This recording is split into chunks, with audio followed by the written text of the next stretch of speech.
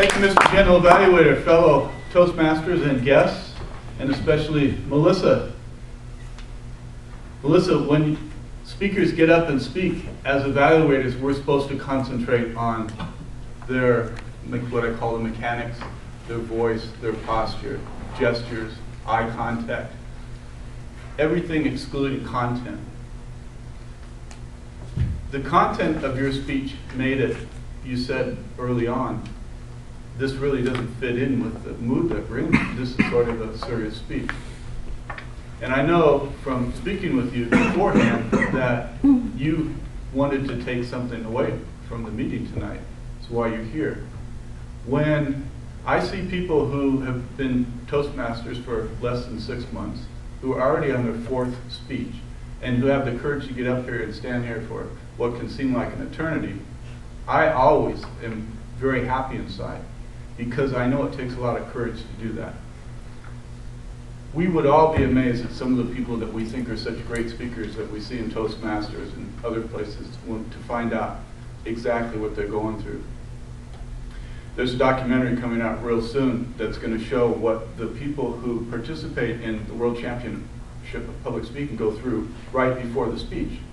This one guy is sweating bullets. He's just been in the men's room. So one of the keys for speaking in public is not to be nervous. We're all nervous. It's to channel those nerves. The only way to get over that I know of is to speak. And it's the opportunity that we always have here.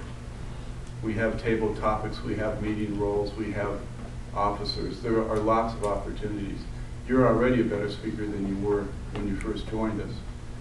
I think that you would have made it a lot easier to follow. In the early going, you were standing here with your flip chart, and I was very into, gee, you know, this is kind of interesting to me, but I wasn't getting all the details. One way to get around that is either to use a PowerPoint and to stand off to the side, or to use a flip chart and stand off to the side. Either way, the key is your audience has to see everything. I also would suggest this is a way to relieve your nervousness a little bit. It is, if you would focus on people in the audience for a couple of seconds, somehow for me, it reminds me, gee, all these people have done the same thing. It's not like any of us love to get up and stand in front of a group and pretend like we're not nervous. I think that the takeaway is a very good one, Melissa, and that is that when you deal with people who are grieving, there is some amount of consideration you need to have about how do you show real empathy and yet still remain functional and not carry their grief with you. It's a very fine line. I applaud your effort. I know you're a better speaker than when you were earlier. I'm looking forward to your next speech, and I encourage you every chance you get up here and practice. This is a very, very friendly, supportive group. I can't think of a better place to do it. Mr.